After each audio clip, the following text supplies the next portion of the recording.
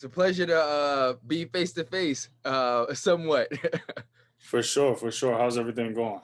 I'm good, man. I really I can complain, but I can't complain, right? Hmm. So just like everyone. So man, I'm excited to have this convo, man. How you living?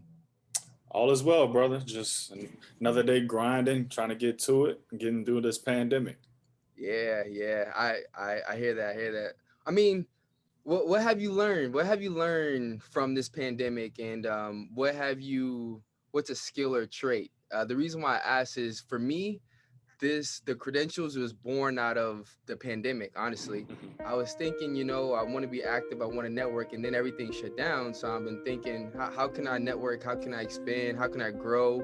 Step out my comfort zone, and this is how this is formed. I didn't know anything about editing or putting together audio content and what it takes and what it doesn't take. So this has all been, born out of necessity for me to stay active and be productive and do good things. So I want to pass that question to you. What have you learned from this time period?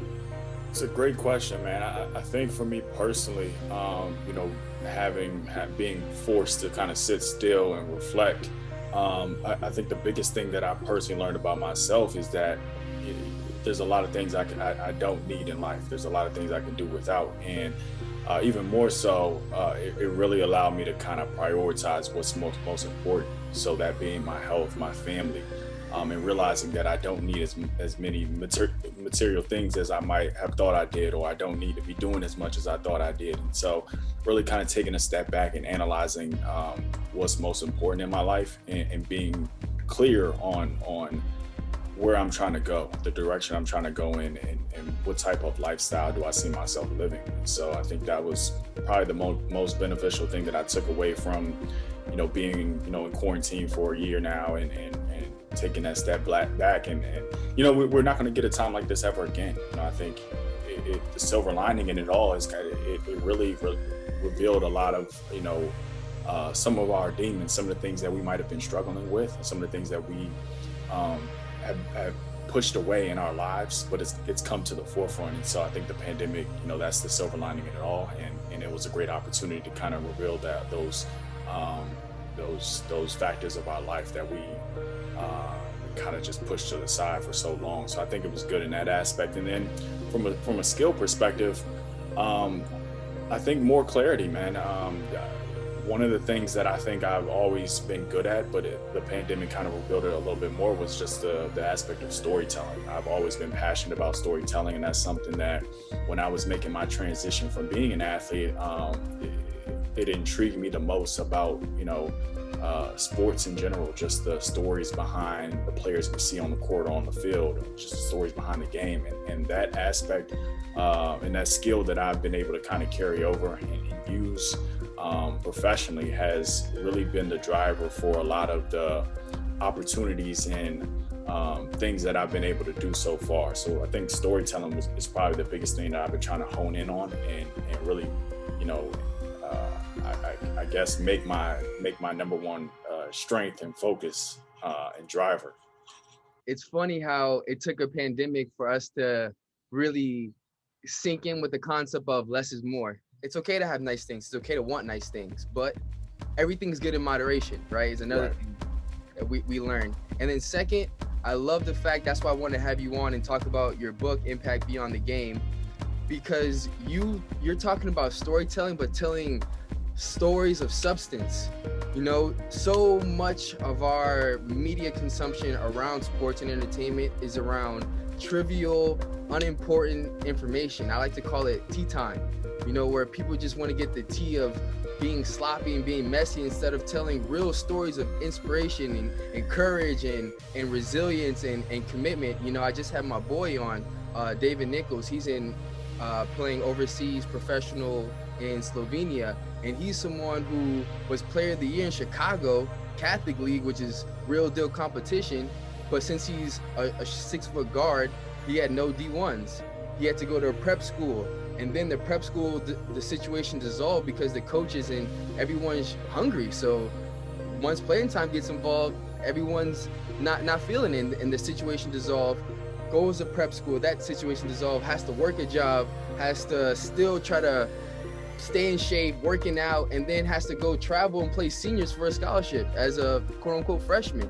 You know, we're not hearing those stories on Sports Center and Fox Sports or Bleacher Report. You know what I'm saying? We're hearing who's dating who's talking behind the locker room to who. It's like, that's why, you know, I feel like we're going backwards. We have so much technology, so much beautiful things, but our mindset is going backwards because we're focused on trivial stuff, you know.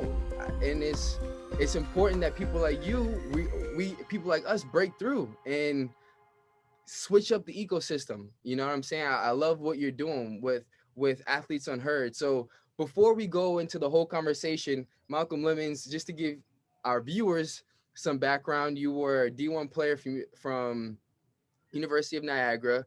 You went and hooped high school in DC, and as you know, that's a real hoop city. You know what I'm Yeah. saying? DC's real hoop culture.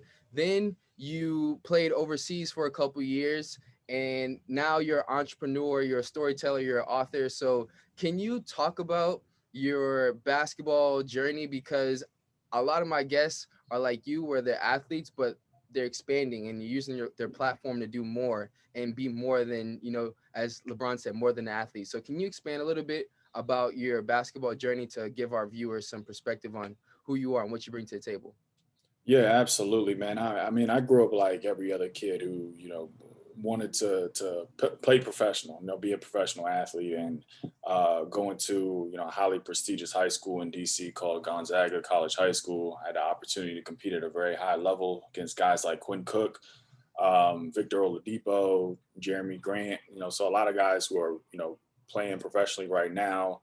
Just a tremendous amount of talent, and that really kind of fueled my competitive drive, man. I had never really taken basketball that seriously until I got to high school and saw how much effort I really needed to put into, achieve that dream, of being a professional athlete. So, I had the opportunity to go play at NAIA University. A lot of ups and downs. Ended up transferring my senior year to a school called Cal State San Marcos, and kind of just took a leap of faith. But I ended up having the best year I ever had playing basketball out there, and that was really what afforded me the opportunity to go play overseas. So I achieved that dream of becoming a professional athlete, but it was nothing like I expected, man. I got over there and I didn't have a bid. We were behind on pay. The general manager was sick, so the team was in shambles. I was walking to practice. It was horrible, to say the least. And um, you know, going through that situation, and then for the next several years, kind of bouncing back and forth from overseas, I knew it wasn't a lifestyle that I wanted to continue living. It's very unstable and very volatile. I was missing holidays, missing family occasions, and I'm very close with my family, so that was tough for me. But while I was going back and forth, I was working jobs to kind of support myself because most people might not know, most athletes don't make millions of dollars. So I had to come back home and work, and I was working retail, I was working security, just to support myself, man, and try to pay for workouts and stuff like that. And I quickly saw what I didn't want my life to look like in life after basketball, whenever that would come. And so that next year when I went back overseas, I kind of took a step back, and, being overseas, you got a lot of time on your hands, obviously. And I started to think about, if basketball was taken away from me today, what would I be doing? And I had no idea, I had no game plan. So I used that time to really reflect. And at the time I didn't even have a Wi-Fi, but I had a computer in front of me. And so I just started to type. I just started to type about my life, my journey, what I went through to become a professional athlete. And to kind of make a long story short, I came back home and I was sharing that content with other people, and other people were telling me how inspiring my story was. And I had never thought about writing a book, but I had so much content already in place. And so I went ahead and got that book published. And that was like the beginning of my transition, and me really seeing the value that I can provide to the world outside of dribbling or shooting a basketball. And so that's how I started to make that transition. It was still very challenging. You publish a book, you start to get some opportunities, and things of that nature coming in.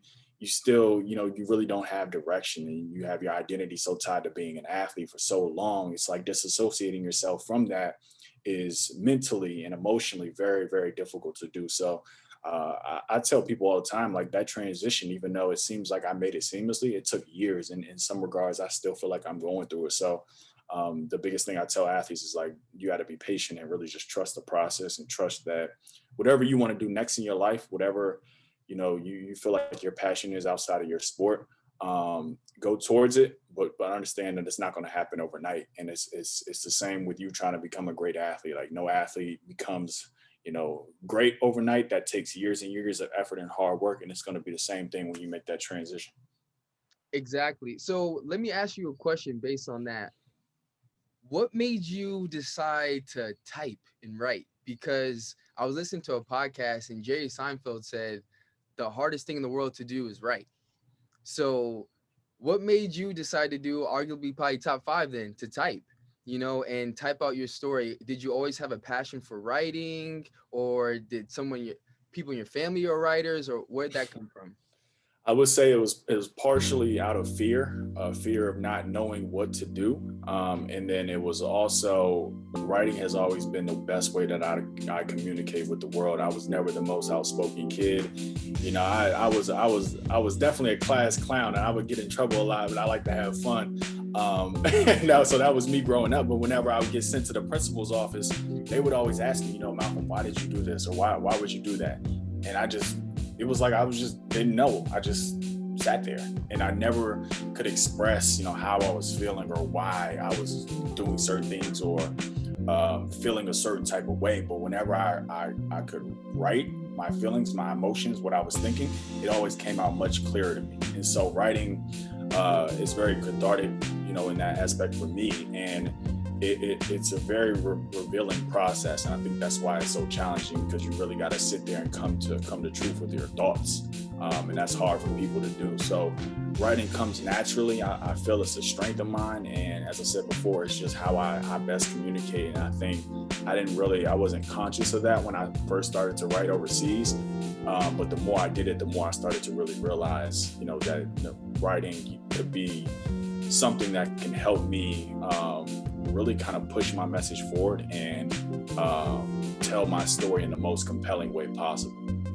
Yeah, that's funny. I relate to that so much, and thank you for sharing that, because I like sharing perspectives and giving people experiences through storytelling, and that's a good experience for someone who's trying to figure it out and realizing to apply that to something else. That if you've always had a passion for just creating stuff or building stuff, then why don't you try, if you're in college, why don't you try something challenging like engineering? Because that's all about building. Even though you were thinking about, a basic business major because you think you want to be in business, it's like follow the things that excite you or challenge you. I love how you figured that out unconsciously, and then now you're looking back consciously, like, this is why it was happening for me. I can relate because I was a class clown too, but it was also, I think it's because for me, a lot of times I was trying to build friendships because I moved every year. Every year I had a new crib. Every year I felt like I was going to a new school, or a new environment. So I was like, if I can get some of these jokes off, and then it's like, oh, okay, he's cool. It's cool, yeah. Yeah, and then build it that way. So I thank you for sharing like how you reached your passion or your interest in writing. So now to get to your book, right? Impact Yep. Impact Beyond the Game, right? How athletes can use their influence and their platform and monetize it. What made, like, where'd the passion for this book come from? It's a good question, man. I think for me, as I transitioned out of basketball, I started to really tap into what I was most interested at the time. And going back to storytelling and media and sports, just that being my background, I became fascinated with the things that athletes were doing off of the field, not so much how they were performing on the court or on the field or their stats, but really like, who are these people behind the jersey? And so as conversations started to heat up around name, image, and likeness, maybe around 2018, I want to say, I had wrote an article for the Huffington Post that was called, I can't remember what it was called exactly, but it was basically about the pros and cons of paying student athletes. And that article went viral. Like I was getting calls from like TV1, like all types of different networks. And I just wrote it just because it was, something I wanted to kind of digest for myself and think about, if student athletes did get paid, what would that look like? And I saw the response from that article, and I had been doing a lot of research around the topic. And so that's kind of how the book, started for me. I think I got the idea maybe around that time, 2018, 2019. And I had been, throughout the years putting out content around the importance of personal branding and why athletes need to start thinking about, how to attract these other opportunities while they're still playing. I just saw that, as we're moving towards, this world of technology and social media and how it's ever evolving, the options that athletes have during their careers, they're vast, but that window is very short if you do not take advantage of it. You're obviously not an athlete forever. And so the more that you're able to capitalize off of that relevance and build relationships that are going to be, beneficial to you in life after sports, the better off you'll be. And that's what I really wanted to convey, is to get athletes to understand, like, you have this short period of time when you have this title, this athlete title next to your name. What are you doing to really take advantage of that? How are you leveraging that platform effectively so that, if you wanted to get into the VC world or become an entrepreneur, or become a philanthropist, or become an author, you have the relationships in place, you have the know-how in place, you have a direction, a brand strategy, so that you're able to capitalize efficiently and effectively. And so that was really the purpose and the driving factors behind why I wanted to publish this book. Now is an opportunity for anyone, as long as you have a skill and you're willing to sell it or talk about it or perform it or act it out, or willing to be expose it. There is an opportunity for you. So you don't have to be an athlete, you don't have to be an entertainer. You can be someone like my boy Saucing with Snides. He's just a part-time chef creating food content. His brand can grow and build and use the same things that you're talking about in this book to elevate and grow and monetize. Everyone can monetize because we have a Zoom computer. Everyone can go on YouTube. Everyone can go on Instagram. Everyone can go on Twitter, Facebook. It's not just for athletes and entertainers. But at the same time, we are talking about athletes and entertainers. So how does an athlete calculate the value that they bring? Like, what are the elements and ingredients? And why do you say 2021 is the perfect time for an athlete to get started in creating their brand and creating their identity outside of their respective field?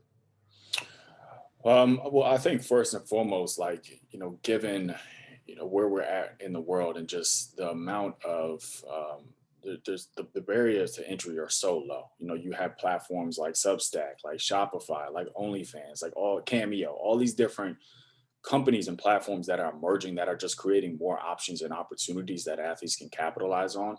I think it's a tremendous opportunity to really leverage your platform to take advantage and to make money, in seamless ways. So I think that first and foremost.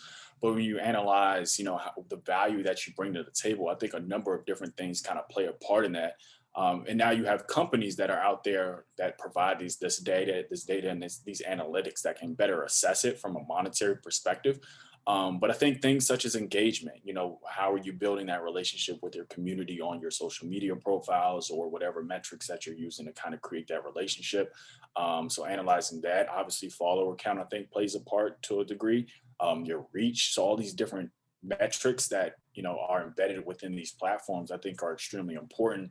But then also looking at it from the brand's point of view and what the ROI are they trying to get from this relationship that they have with an athlete? Is it a monetary ROI? Is it brand awareness? So really understanding those KPIs for the brand that you might be working with, and assessing how you can use what you have, the relationship that you have with your audience, and who's in that demographic, most importantly, to really bring something that to the table that can build a long-term relationship with, from a brand partnership perspective or anything of that nature. So there's a lot of different things that kind of play a part in that, but it's all about, I think, for an athlete to first and foremost really understand who you're trying to reach, who is really in this audience that you have, and furthermore, deepening that relationship from an engagement perspective, so that you go to a company, you can say, hey, these are the people that are following me, and here's why they're following me. Being really clear on that, so that these brands can really understand the value that you're bringing to the table. You don't have to have a million followers to be valuable, more so than an athlete who has a really engaged following at 50,000. So it's understanding those things, and really getting clear on the audience that you're serving, I think, is the most important thing you have to understand.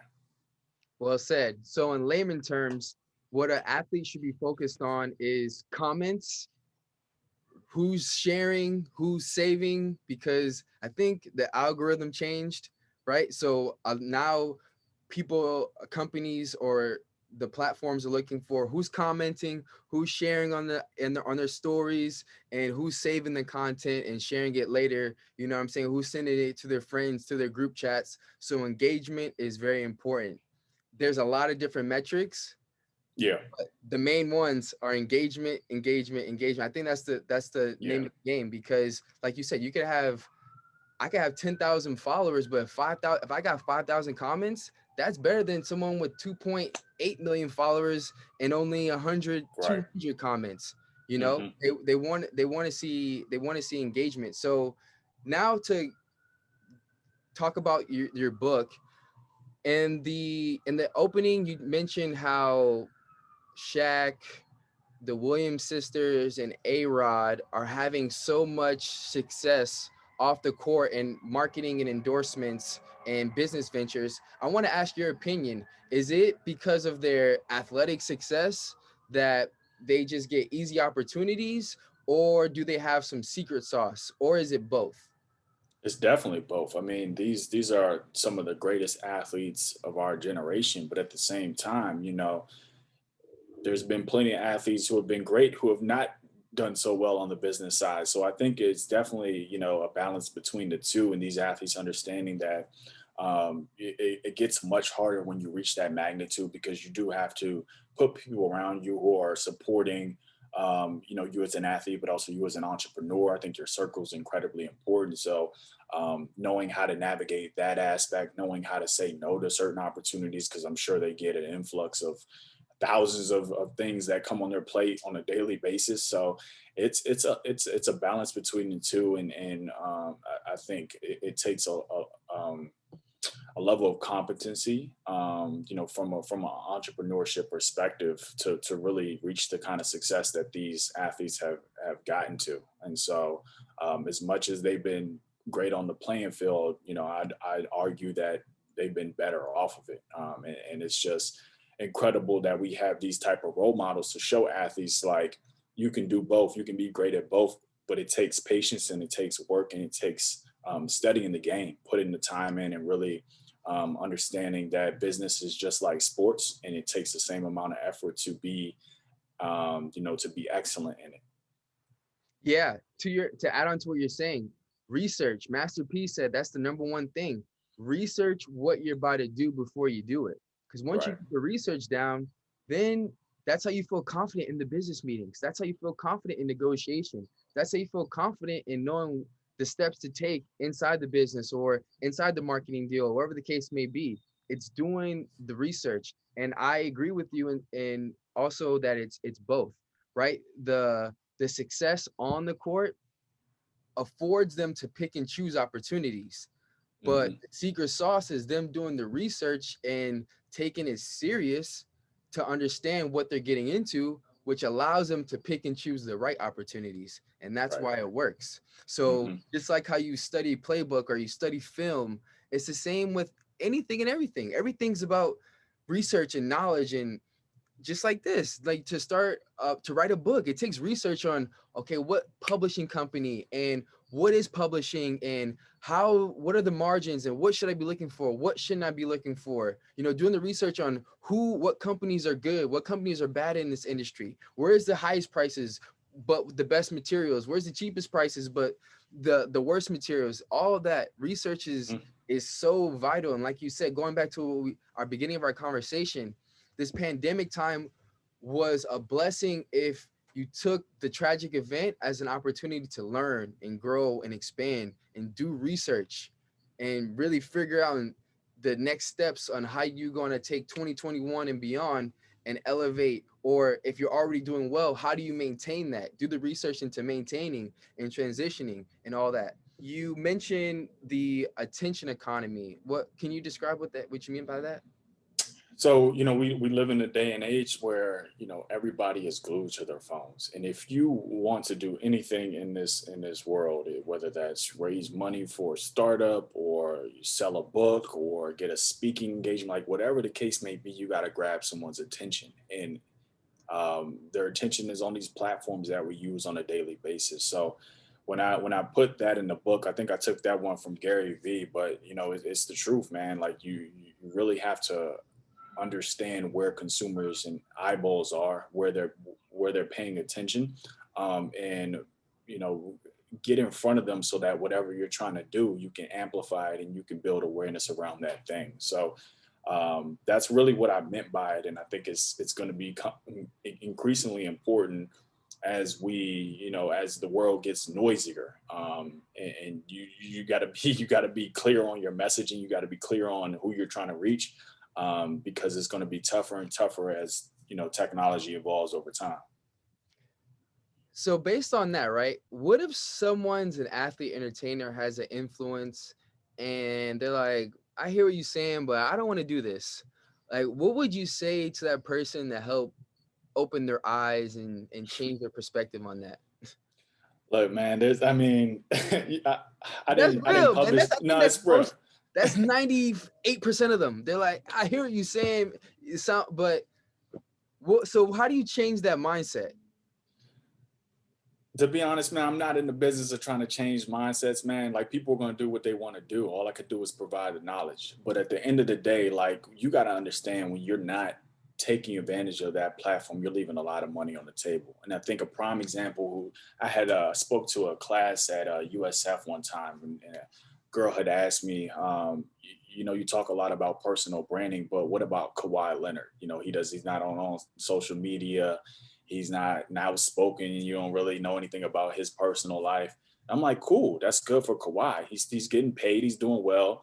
But imagine if he was. Imagine the opportunities that he could be taking advantage of, or the dollars that he could be pulling in if he was on social media, if he was a little more engaging. And I understand that might not be his personality, but there's a number of different ways that you can capitalize off of that influence without necessarily being the face of it all, if that makes sense. So it's really understanding that even if you don't want to be like the person in front of the camera, or you don't feel you're as charismatic to do that kind of stuff, like, you can still write articles or have a blog or whatever the case may be, do a podcast. Like, there's a number of different ways that athletes can build their brand without being the face of the brand, if that makes sense, or being like always in front of the camera. So my thing is, like, you just don't want to leave those opportunities on the table if you can control it.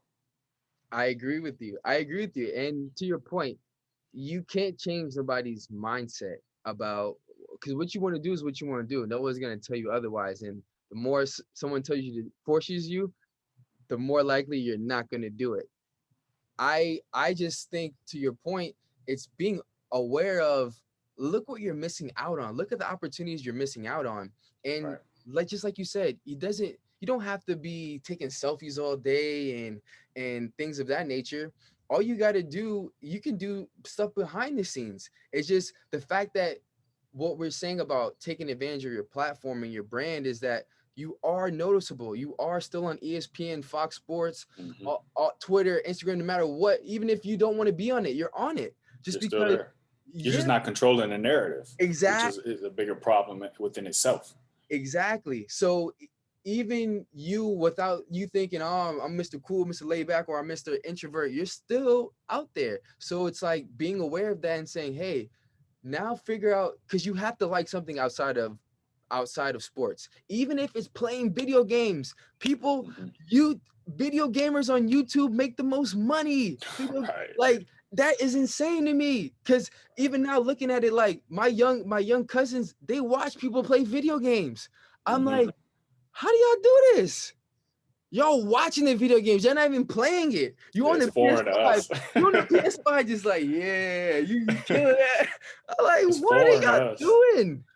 You know? Yeah. So it's like, it's just, it's not even something to, oh, I don't want to do. It's like you're doing it whether you know it or not.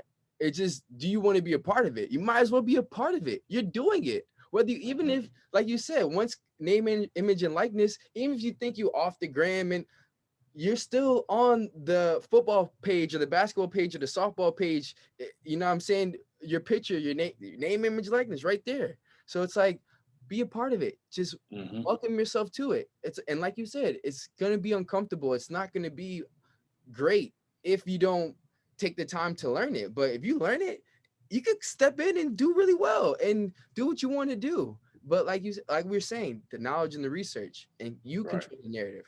All right. So now we talked about the person who's like, now let's talk about the person you mentioned, people like Lance Armstrong and Barry Bonds, people who athletic greatness, and then they cheated and they did illegal things, or you know what I'm saying, or not illegal or immoral things, and Hmm. now their brand is ruined and tarnished.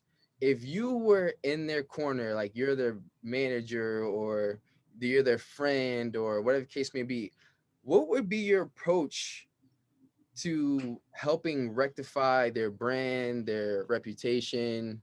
You know what I'm saying? What's some gems you can give on that? It's tough, right? That's the thing about working with humans at a high level is they're going to make mistakes. They're people, just like anyone else. You know what I'm saying? I think the biggest thing is, and it's tough because it's very situational.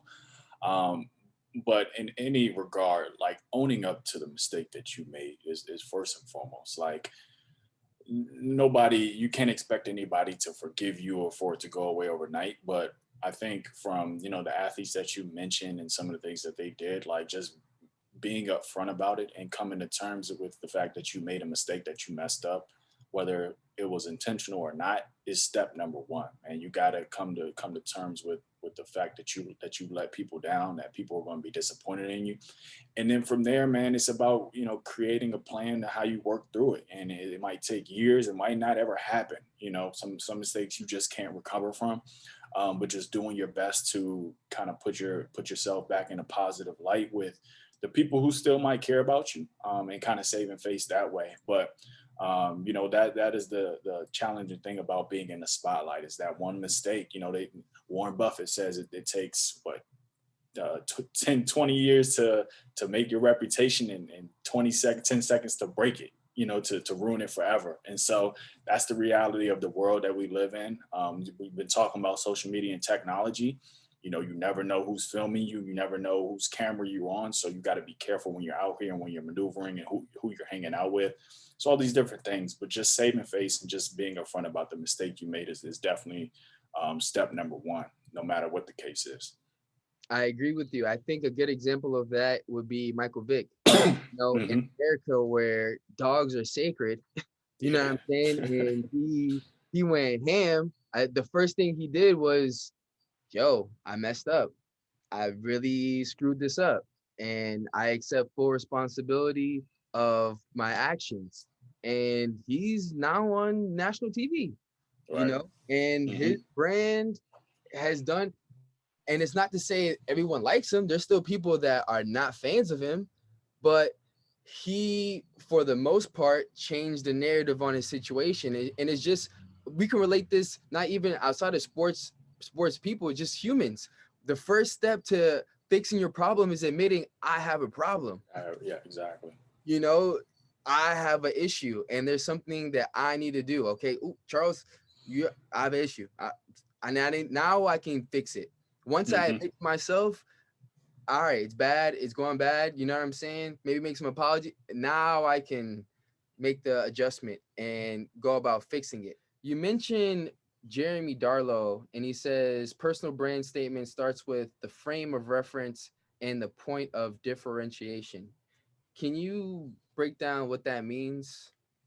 Yeah, for sure. So the frame of reference really being the landscape and kind of what you're comparing yourself. So for example, you have, I use Tom Brady, Hall of Fame quarterback. He's probably one of few that are at that position. So really taking that individual that you are, or your sport or your title or your position as that frame of reference.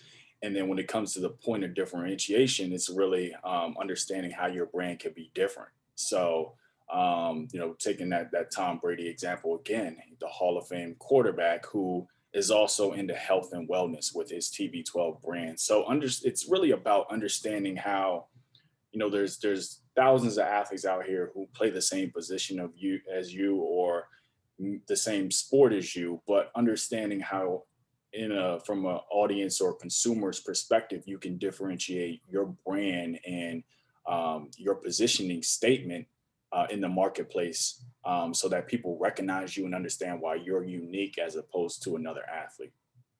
Yeah, well said. And to add on to what you're saying, to even make it more successful for someone trying to incorporate the personal brand and using those terms Jeremy said, it's like lean in and be passionate about stuff that you already like. That's really Hmm. how you make that difference. It's like if you really love electronic race cars, Hmm. go hard and lean in, because yeah, you might get clowned by people you're close with, but you're gonna be so different because you have that passion, and that's really what makes people great at what they do. It's the passion in it. Yeah. It's like you're gonna have that passion, and you're really gonna separate yourself. And then because you like that funny little electronic robot cars, now Nike wants to do a huge sneaker deal because they're Right. like, yo, he has 1 million followers just on this. We, Hmm. I know we're gonna sell kicks. I know we're gonna sell kicks, and we could do collabs. Or now, because you have little jokey jokes, electronic cars, now you get a Tesla deal, and Yeah. they're paying you to drive the new Tesla truck because it's brand alignment. You know what I'm saying? It's Yeah. cars, electric. So it's Hmm. like lean in. It might seem funny. Yeah, you might get clowned. It's like this. Like talking, as men, like I got boys, what are you doing, Joe? Like clowning me and stuff. It's like, but it's like, yeah, I'm gonna get my shit off. Yeah. This is what I Yeah. like to do. This is what I want to do, and I'm gonna lean into it. Yeah. And You. eventually it's gonna grow. And it's since I love it, I'm gonna be able to do it forever. Yeah, and to further, kind of piggyback on that, when you lean into that passion, you're going to find the brands and the people that you're for, but most importantly, the people and brands that you're not for, and you get really clear on where you lie in the marketplace, so that going back to talking about your value, you're understanding your value a little bit more, and you have a vision for the opportunities that you can take advantage of, and what you need to say no to. Yeah. So in personal branding, talk about your mindset when you created Athletes Unheard. And first describe Athletes Unheard, and then talk about the mindset you had when building the brand and the personal statement for Athletes Unheard. Yeah, man. So kind of taking a step back, man. I grew up in the inner city of DC, and moved around a lot. Single parent household, me, my mom, and my brother. And That's why we're in friends. hindsight, That's why we're friends. Okay, yeah. Let's go. yeah, man. So in hindsight, that came with a lot of trauma. Seeing my mom struggle, just going through certain things, and I didn't realize it until I got older. How those experiences kind of manifested itself in negative ways, man. Like for a period of my life, I was very angry, and I would lash out over little stuff, and would just going through various challenges, and I didn't know why they were there. So this topic around mental health and wellness was never really discussed, or something that I frankly, I don't even think I heard until I finished playing sports. And so going through that, but also seeing, in 2020, numerous athletes who were struggling with heightened levels of depression, anxiety, and really just seeing a huge void that was there when it comes to mental health, and still is stigmatism around the topic. I wanted to create something that addressed it. And really kind of brought these conversations to the forefront and changed the way athletes thought about mental health. And so that's really why, I wanted to start Athletes Unheard. And, the mission is really just amplify awareness around mental health in sports, and doing that through a number of different ways, but primarily, through storytelling, going back to, my roots, man, just giving an outlet and a platform for athletes to talk about their struggles, their experiences very candidly, without being critiqued or judged or feeling like they have to hide their emotions and their feelings. So for me, that's what it was really about. And then just building out the vision to where, we're trying to get to a point where athletes see mental and physical health as one and the same. So much of sports, we hear the cliche all the time, 90% of sports is mental and 10% is physical, yet athletes spend all of their time on the physical.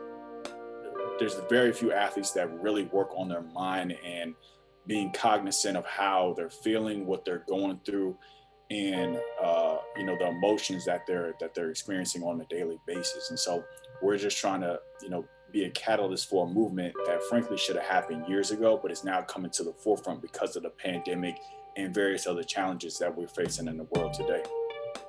Points. My friend Kivi said, I believe every Black man should have a therapist. And I think to what you're saying, God bless that you had the conscious and awareness to wake up. You know what I'm saying? First, before I even say what I have to say, how'd you wake up and realize my past is hurting me? Like, how'd you wake up and realize that? And what did you do to work through that? Full transparency, man, I think I always realized it. It was something I kind of pushed away. And I think going through COVID, going back to it revealing so much about us, I started to have like really massive panic attacks in September. And so I had like 3 in a span of 2 weeks. And I had like 1 or 2 early in my 20s, not really knowing what they were. But this was like the worst it had ever been. And I started to really see how much like I wasn't being mindful. I was so anxious and worried about, whether that was my personal life or business or just balancing everything. And just I was in a constant state of anxiousness and worry. And that's why I started to really experience that so severely. And so it was really coming to that realization, understanding that I neglected my mental health for far too long. And also seeing that, I was still angry in some regards. Like I've worked on it over the years and I've talked to people about it and it's gotten a lot better. But there's still things that I'm constantly working through and trying to grow to be a better person, for the long run. So those were really kind of the points that I came to recently that I had to take a step back for myself and really kind of scratch my own itch. But also I know there's several other athletes and even just individuals in this world who are going through the same things and trying to create something that can serve a purpose and make an impact on other people's lives as well. Yeah, man. Thank you for sharing and thank you for creating something like that for everyone. I think to what you're saying, moving around a lot, single household, and then you're realizing, like dad issues, like all that is real, and if we really want to be real about it, like our community, our drug use and things like that, the fact that where the drugs came from, really going deep like that, and why we use the drugs, it's like it's all related to mental frustration, PTSD, man, and bitterness and all that. We all, like, for me, like you said, just growing up really mad and not.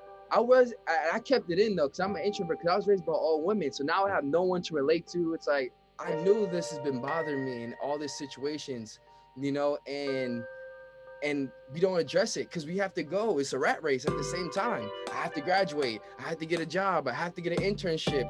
I'm in sports entertainment. So now I'm working for $0. I'm working $0 an hour, working over 40 hours for years. All that stuff adds up, and it's frustrating and it's taxing, it's hard. And that's the everyday person. 99% of the people in this world live like that.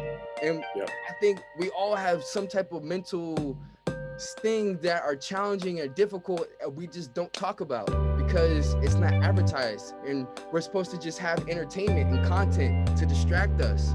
You know, Mm-hmm. that's when I realized, like, that's why I also like you with Athletes Unheard and my platform, The Credentials. It's like, all right, let's change the narrative on entertainment. Like, we need to learn, we need to tap in, because the Yeah. quicker we tap in, the better off. Like, it's even crazy that we don't realize a capitalistic society functions best when the price is raised down because everyone is informed, everyone is educated. That's how a real capitalistic society is ran and operated. We have a jaded one, so that's why capitalism, it's all jaded, and that's why our structures are jaded. Like, we didn't even get a chance to have, like, our great grandparents know what slavery is like. That's Mm-hmm. not that far. That's our great Not at grandparents. all. That's not in the tombs and, hunting the dinosaurs. Like, nah, that's our great grandparents. Mm-hmm.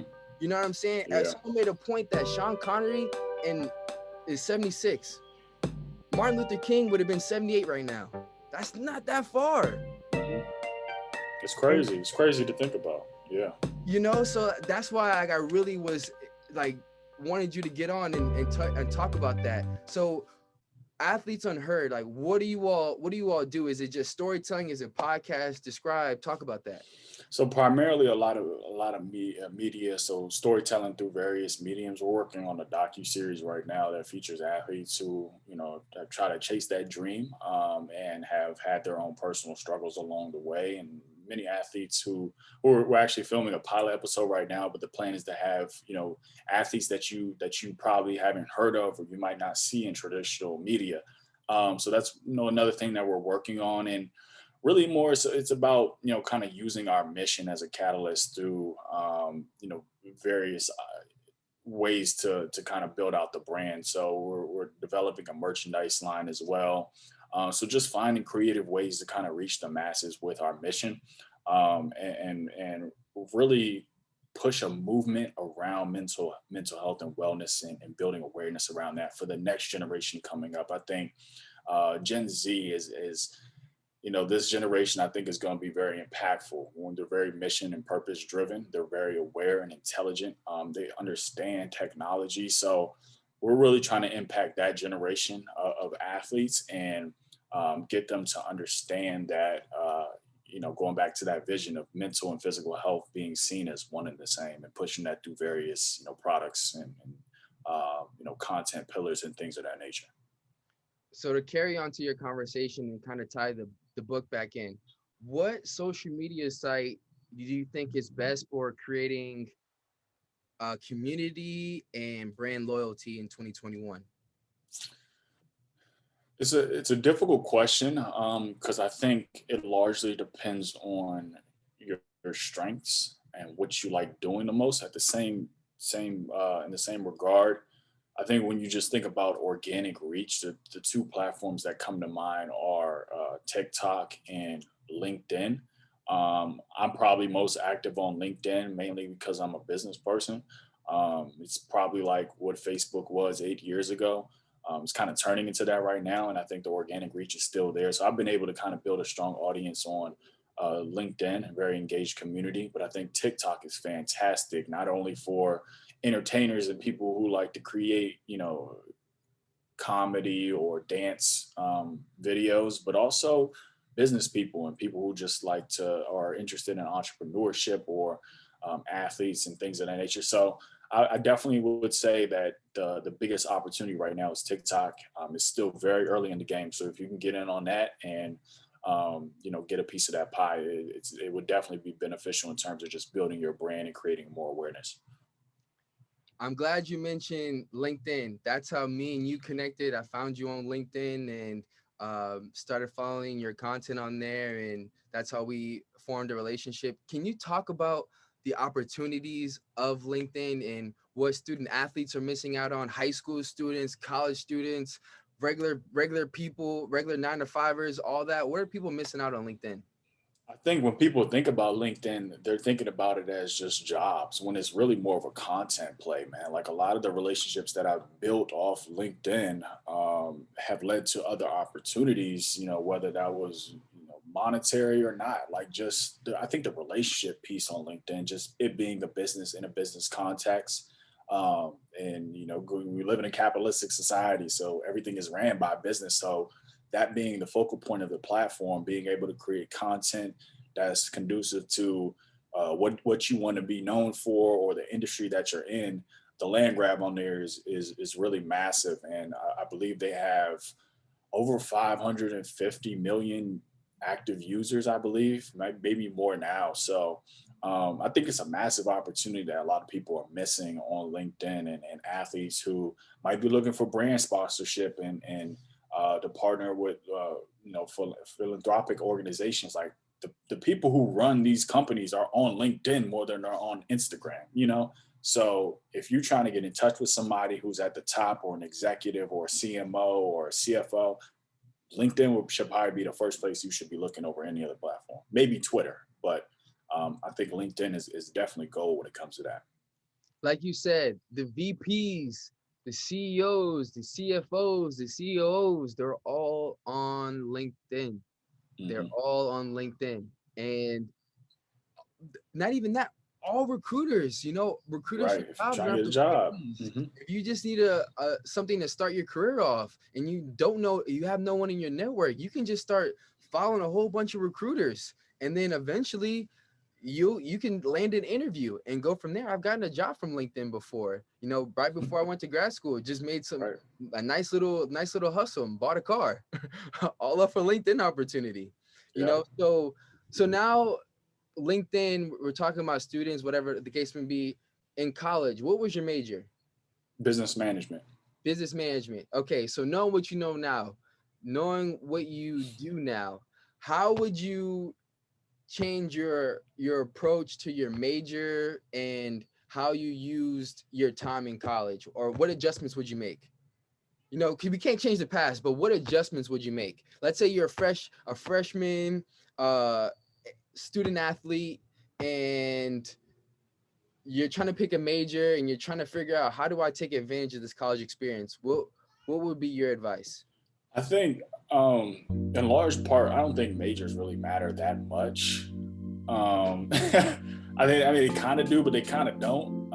I think the most important thing is like understanding that college to me is about relationships, man. Like I would have definitely, being a student athlete, like I would have stepped outside of that bubble, man. I was so caught up in just hanging with my teammates or being around the other athletes on campus that there could have been a next Mark Zuckerberg or big VC that's in the classroom sitting next to me, but I never talked to him because I'm the cool athlete kicking back with my flip flops. I'm chilling, sleep in class or whatever, instead of trying to network, which is very uncomfortable to do at that age.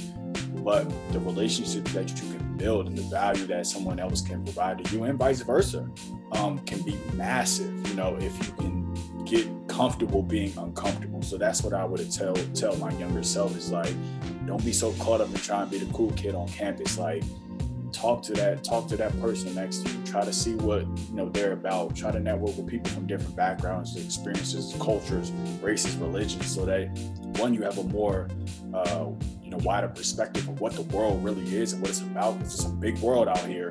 And then two, building relationships that can get you that next job opportunity or can become a business partner in the future. That is the new game in 2021 and beyond. Networking and relationships. I always talk about how bitter I am because I lost an opportunity that I was the best candidate for because I didn't have the best relationship. So I want everyone who hear this to always know, like, always be creating relationships. That's one thing that's why I joined the fraternity. It wasn't so I could party and all that. Like, I look like an athlete already, even though I was a regular student, so I was just going for the relationship. I'm trying to be a part of people that can inspire me and encourage me and help me when needed. That's what it's all about in college. Your degree doesn't matter. I was working for a doctor's sales. I was doing Hayes Locums, which was basically a doctor agent, and I had a sports management degree. They didn't care because my experiences were what they were. They were sales and business. So they're like, oh, I'll focus on that. No one cared that I graduated with a 2.9 because I ran a business and made the company over $60,000-$70,000. They don't care. They care about that. Right. they care results.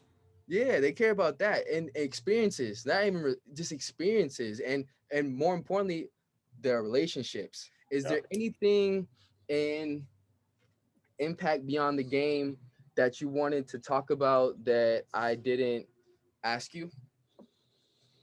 Not necessarily. I think a big key, and even a chapter that I was unsure about putting into the book was the one about social causes. But I think given everything that's happened in the past year, and you see the protests and the racial rises and the divide within the country, I thought it was really important to kind of touch on that and why it's important for athletes to use their platform to speak out on causes they believe in. And I think most importantly, we're recognizing that we're standing on the shoulders of athletes who have come before us, who have sacrificed and who have used their platforms, even though they didn't have social media, but used what was in front of them to really make a difference to where we're at today and the progress that we've made. So that chapter, I think, is really understated and probably one of the most prevalent that I think I'm most proud of when I look back on like the whole process of like putting this out to the world, is that book, that chapter about social causes and understanding that the athletes who have come before us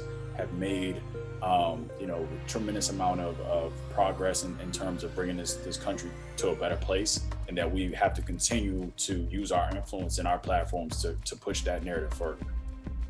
To add on, let me ask you a follow-up question. Why do you say that when you're an athlete entertainer that being a role model is not a choice no more, and building a brand is not a choice anymore? It's not a choice because it comes with the territory. You don't have a choice whether or not this kid looks up to you and aspires to be like you. Like LeBron James, like there's millions of kids in this country who look at LeBron James more than they look to the president of this country. And so when you're in a position to make the impact that you're able to make and the difference in this world, you are a role model whether you like it or not. But it's all about what are you doing to actually push that forward and to pay it forward so that this next generation can be in a better position than you were as a kid.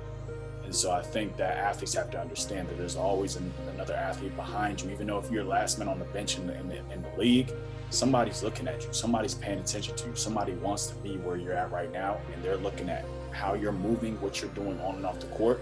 So it's up to you to kind of understand that and really take it seriously, because it's not a choice anymore. Like you said, you could be the last person on the bench, the practice player on the team, but guess what? You go back to that college that you came from, you go back to that community, you have tens of thousands of people that look up to you, probably worship you, and would do anything if you gave them some love, some encouragement, some anything. And you could change tens of thousands of lives just that way. Now, extrapolate, like you said, when you're someone that is the star player or all-star or pro bowler or whatever the case may be, that's easily hundreds of thousands, hundreds of thousands and possibly millions. So it also goes back to the standpoint of, like we said, in the correct capitalism society,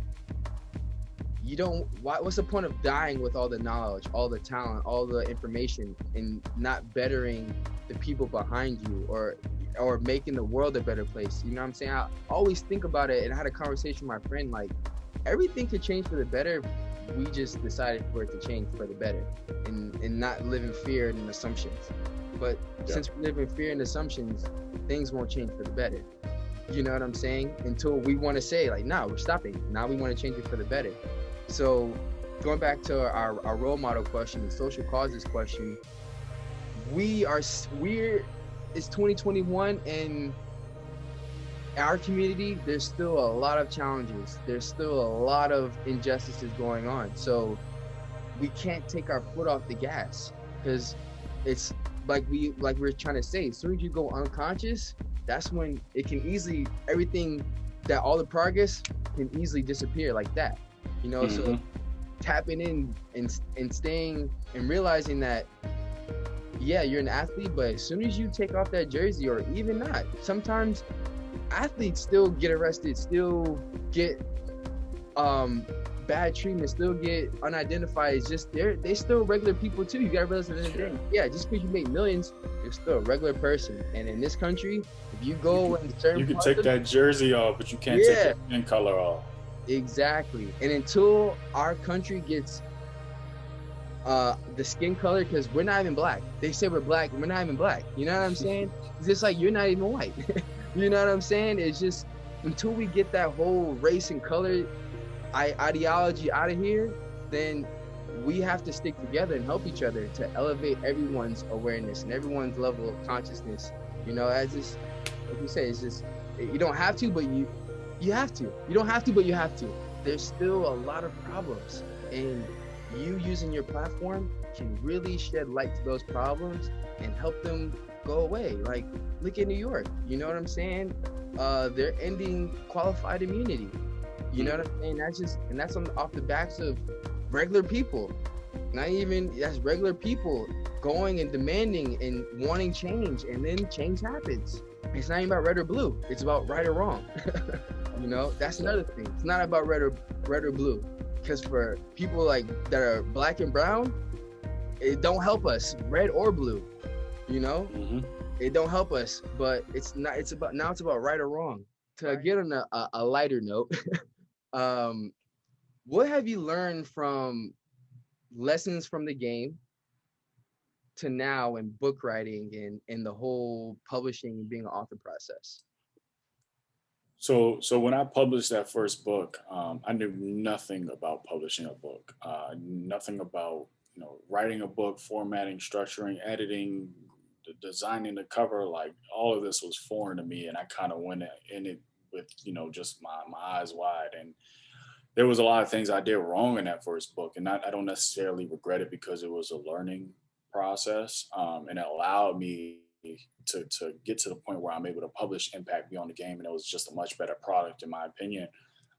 So I think everything, man, like, you asked me what the difference was or what I learned just how to be more meticulous with the process, how to, really take every single detail very seriously, and really pay attention to stuff that might seem minute, but are crucial when it comes to creating the best product possible and something that you're proud of. So I think this book, man, it's a product of just a lot of time, attention, and effort put into it. So I'm much more happy with this result, and the difference that it's made in a lot of people's lives so far. You can't think your way to success, man. Like, I don't know who said that. I think it might have been Charlie Munger, but he said, if your first iteration of whatever you're trying to build, if you're not embarrassed by it, then you launched too late. So I think that's a testament to anything that you're putting out into the world, whether it's a business, a podcast, a book, a course, whatever the case may be. Like, you got to just start, man, and you'll figure it out as you go along, as you start to create, as you start to be more consistent, and really just trust the process. So thank you for those wise words. But like I said, we have in the credentials, we have Malcolm Lemmons, Impact Beyond the Game author, University of Niagara basketball player, Cal State San Marcos, San Marco, legendary guard there, overseas player, athlete. That's an author and that's an a good one. Athlete. Yeah. I might need to trademark that. Yeah. Athlete. Like I said, entrepreneur, mental health advocate, class clown. Thank you for joining the credentials. This was an awesome episode. Until next time.